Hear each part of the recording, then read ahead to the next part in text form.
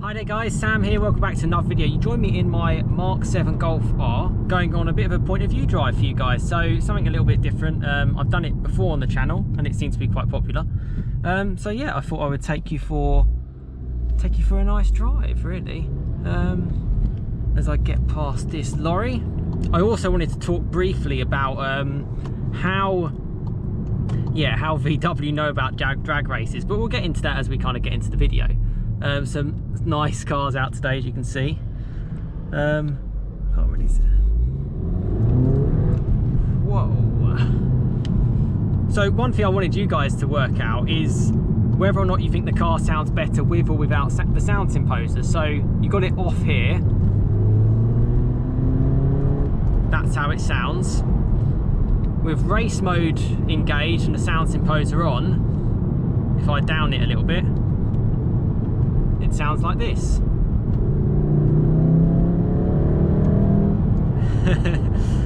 Yeah, I think I know which one I prefer, but it can basically vary, and it looks quite cool how you can basically, when I'm cruising, I just stick it in eco mode and it's great.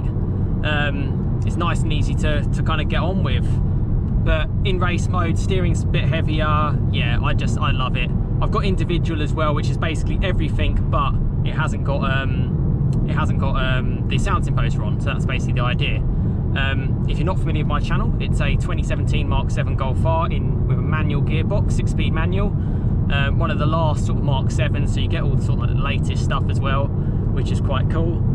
I love the little cater room in front. I think that's amazing. What a day to bring it out, eh? Yeah, the performance gauge is always cool. It tells you when the car's kind of getting up to temperature and bits. Yeah, and it's a fun hot hatch. Yeah, it's great. I love it. 300 horsepower. What's not to like? This has got passive dampers, so it hasn't got the adaptive dampers. It's basically a standard car in a limestone grey. Had it on the channel since the channel started, basically. So yeah, always great to go out for a drive in it, and yeah, I love it. Oh, it's just so good to be out. Just so good to be out. If you're not familiar, in the UK, we're still suffering a little bit with, well, everyone's suffering, aren't they? But hey, let's enjoy the drive. That's what it's all about. Yeah. It's a good little route, this one, actually, because you'll get to see a McLaren dealership, which is also a part Aston Martin. Nice Golf GTI there, performance pack, Mark 7.5. There's a 20-plate caterum in front. I think it's a caterum. Please let me know what you think. What a day to take it out. And there's also a Porsche dealer as well, so we'll get to just go past that and yeah, just enjoy the drive, and just, yeah, it's just going to be a nice, casual, enjoyable drive. That is basically it, as we hit a 30-mile-an-hour limit. If you're not familiar with what I kind of do when I have a nice little drive and just, you know, just to enjoy a car, I tend to turn. Oh, I can hear him going off. He's blasted away. I turn start stop off because that's always engaged in cars nowadays. Unfortunately, there's nothing you can do. It's just laws. And I had issues with the battery in the past, just yeah, failing on me basically. So I want to kind of preserve the battery for a little bit longer, because I do plan on potentially keeping this car for a very, very long time. It's nearly 4 years I've had it now.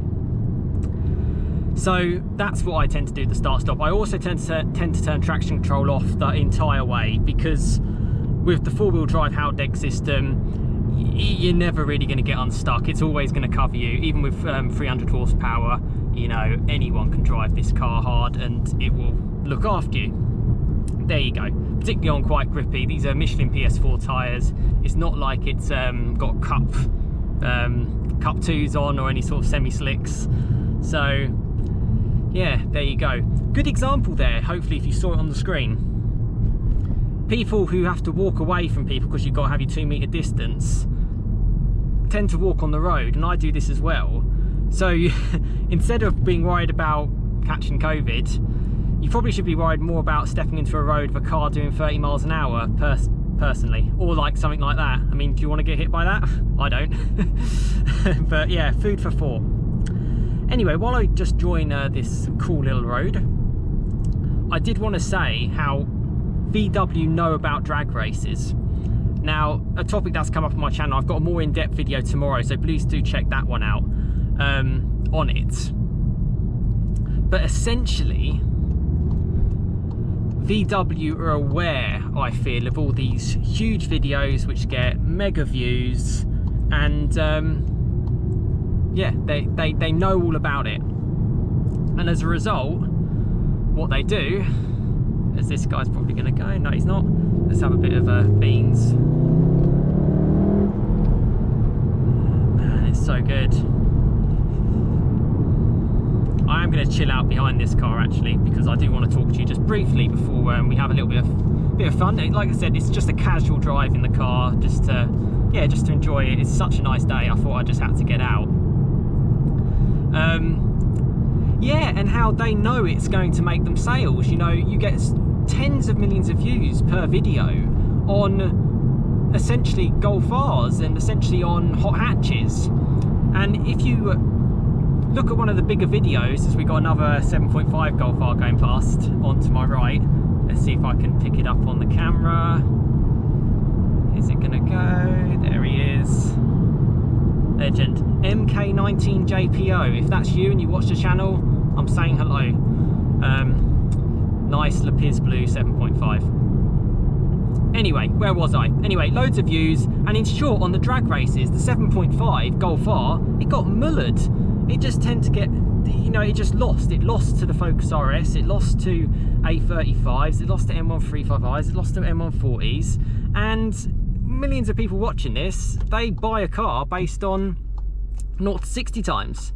And one of the things is that, and again, I've done a poll actually recently on the 0 to 60 times if you find it important when buying a car, and 75% of people said yes, it is important. So VW's marketing gurus know this, and they want to make sure that their car is as appealing as possible against the competition. So of course they're going to make a car very well set up for a drag race. You're going to care a little bit more about a drag race in a Golf 8R than you are against other VW models, such as say a Tiguan R or a T-Roc R or a Touareg R. So as a result, the Golf 8R does 0 to 60 in like 3.94 seconds. Carwell tested it. It's actually got around 340 PS, which is far higher than you'd expect. The gearing is set very much to stay in the power band. Technology today is ridiculous. I'll leave a link in the description for the videos about that, but I just wanted to add that to this video. They're aware of all these drag races that go on. They're not stupid. They're not stupid at all. And as a result, that's why you can see the Golf 8R going so fast. So I'm just pulling up behind what looks like a brand new Porsche Cayenne S. Like the coupe version looks quite tidy. So yeah, there you go. You get to see that on camera. But yeah, let's just enjoy the drive. How am I finding this car? Well, I'll be honest with you, I'm absolutely gutted we haven't been driving it. I haven't been driving it. I have been working from home since February, and the most miles you do in a car is from your commute. So as a result, it's only done a couple of thousand miles in the last year, which is a shame, but let's hope things brighten up. Let's hope a few car events, and I want to do some car meets actually, to be honest, with other subscribers. So let's see if things can get a little bit better for us. Well, that van just went through a red light, I'm fairly sure. Behind another car with 4 exhausts. It's massive, isn't it? I just love the low down stance of the Golf R. It's really cool. Handling is great in comparison to an SUV, obviously. So yeah, let's talk about this car. Let's not talk about the Golf 8R. Let's talk about my MK7 Golf R. Well, I love it. I love the minimalistic amount of tech. You can see it's got analog dials. It's got a bit of touchscreen here, which you can touch, and physical buttons, which are nice. Heated seats, dual zone climate control. adaptive cruise control. It just has absolutely everything. And obviously being a manual gearbox, you get a little bit more engagement, which is needed. You know, we don't get that anymore.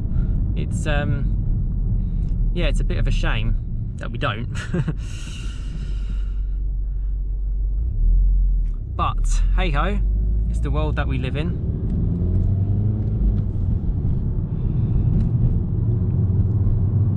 I do like lifting off. I don't know if you can hear, you can make, basically if you lift off over 3000 RPM, you do get some burbles, which sounds quite nice. You probably can't hear it because it's too wind noisy and stuff, and also I've got the sound imposer on, so it hopefully sounds a little bit better for you guys. But yes, let's indicate off. I imagine this car is also going to the Porsche dealer, so he's probably going to indicate left. There we go. Ta-da. And I'm on my way to pick up my brand new McLaren, my brand new Aston Martin, my brand new Porsche. Oh wait, hang on. I'm not a £1 million YouTuber. £1 million YouTuber? A millionaire YouTuber who can do that. Which is a shame. I'd bring some awesome content to you because I do see people just talk absolute rubbish. Some of the advice that I hear giving just real world people is awful. Yeah, which I like to think that I can at least help you lot out because I can relate. You know, I'm not in that kind of zone. There's McLaren. I mean, it's pretty stunning, to be honest, the place. Aston Martin as well, Jaguar Land Rover, sort of all combined. Yeah, wanted to just come here, spin it back round, and yeah, enjoy the drive. Enjoy the drive. But yeah, let me know if you enjoy these kind of POVs. Just gives a different perspective. Some cool cars around. I love them. V8 Vantage. I've driven that around Silverstone in a manual. It's amazing. Superleggera, the DPS. You can see it all here, can't you? In the sun, it's the way to go. I mean, they're looking at it, taking pictures. Why not? 570S, 675LT, 720S, and they're picking themselves up. Maybe not as unreliable as they once were. But yeah, I can imagine a lot of people are trying to get out in the sun as well. Why wouldn't you at the end of the day? Let's pinch out in front of this roundabout. Oh, is that a Fiesta ST as well? Anyway, here's Porsche, because Porsche is always cool, fully stocked as well. Can't really see too many cars there. I'll try and get some Taycans, not really interested in those. Cayennes, all the big stuff that makes them the money, not the Caymans or the GT3s, which I love a lot. Let's see, can I pull out? No, I can't. Can now though. That is the thing in the manual. You might think it's slower than a DSG, but actually, because it's got such a good biting point and the clutch is really, really good actually, you can really get a good launch. That first gear launch for me is pretty solid. It's always been the selling point of the car, and I think when you've got passengers in it as well, it really does shoot you away off the line. Absolutely flies. So performance wise, I've got nothing wrong with it. Really short gearing as well in the Mark 7s, so you're just more involved. There's no sort of two ways about it. It's a nice involving hot hatch, just about light enough to be classed as a hot hatch. I know it's coming up to sort of 1460, 1417 kilos. Not too sure what that's in pounds or whatever, but yeah, it's not exactly the lightest hot hatch you're gonna get. But then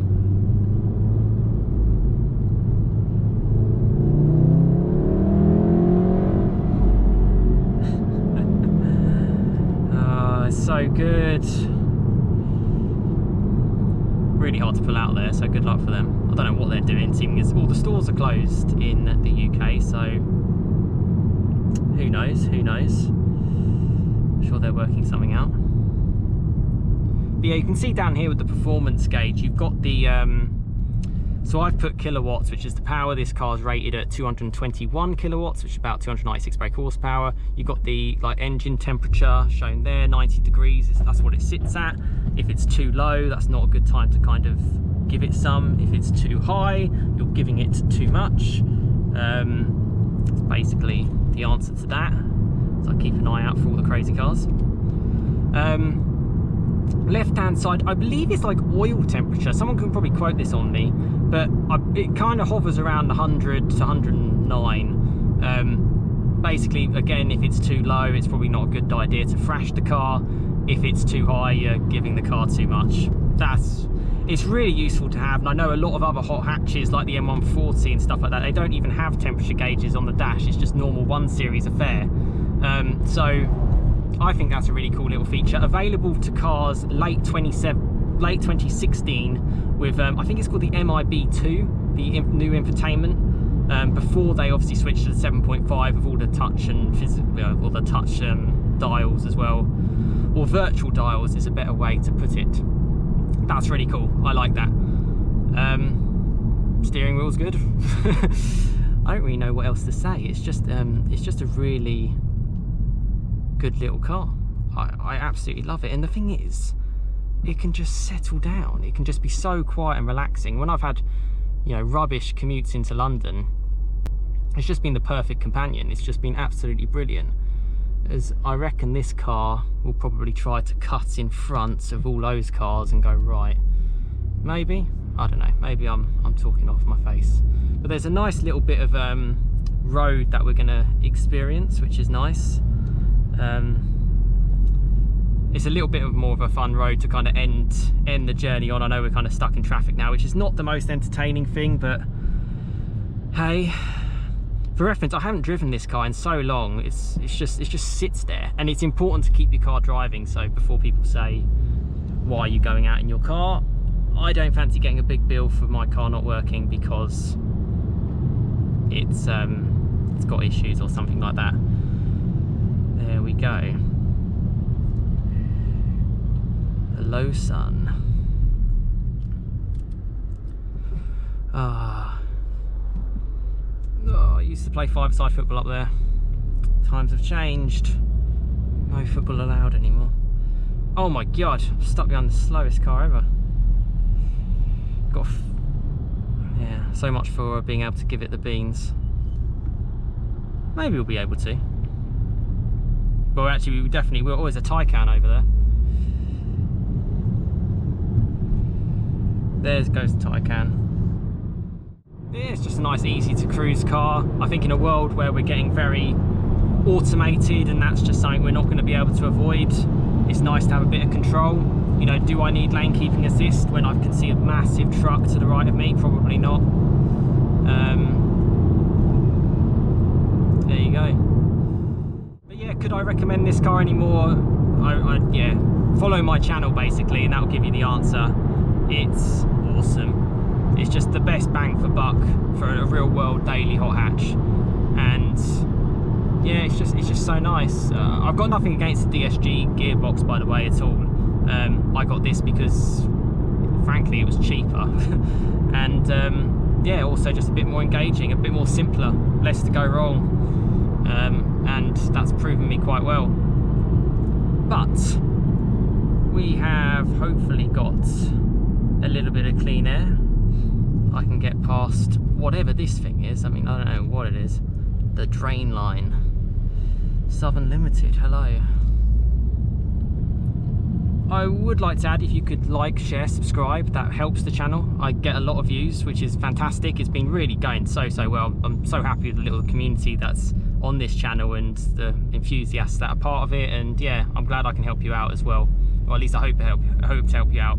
So yeah, that is the biggest thing for you. And if you are subscribed, do like a video if you enjoy it, because otherwise I won't really know whether or not to do it again. That's in summary of it. Can I get past this car? I reckon I can. Let's give this Skoda a little bit of a leeway and show you how a third gear pull is. Yeah, it's swift enough. But on a road like this, on a dual carriageway, I mean, I'm doing 60 miles an hour, you're revving about 2,300 RPM. If I get up to 70, which I'm going to have to slow down for shortly after, you can see on the screen, it's just below 3,000. When you're cruising at 70 for a very long time, that means it drains fuel. If you've got a 7-speed DSG on a cruise, you're going to be more economical. But the benefits of that is you get the shorter gearing and you get a bit more engagement. You know, you're getting through the gears. You can easily use 4 gears, nice Porsche, without breaking the speed limit, which is great. And you can really rev it out in first, rev it out in second, and you're fine. Obviously rev it out in third and you're gonna have to be on a motorway. But yeah, here's my last little fun bit of the drive, which I really hope you've enjoyed.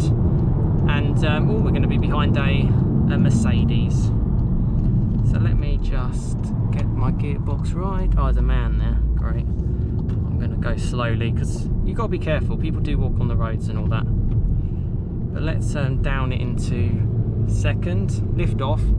Hear a bit of pops and cracks. Oh, I just love it. The brakes are still good as well. Forgot about those.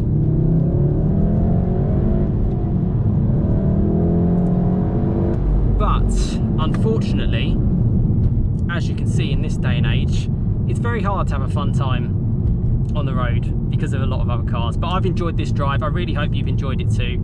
Please like, share, subscribe. Plenty more content to come. I've got video coming tomorrow, which I think you'll all enjoy. And yeah, get involved. It's a community channel. I want to help you lot out.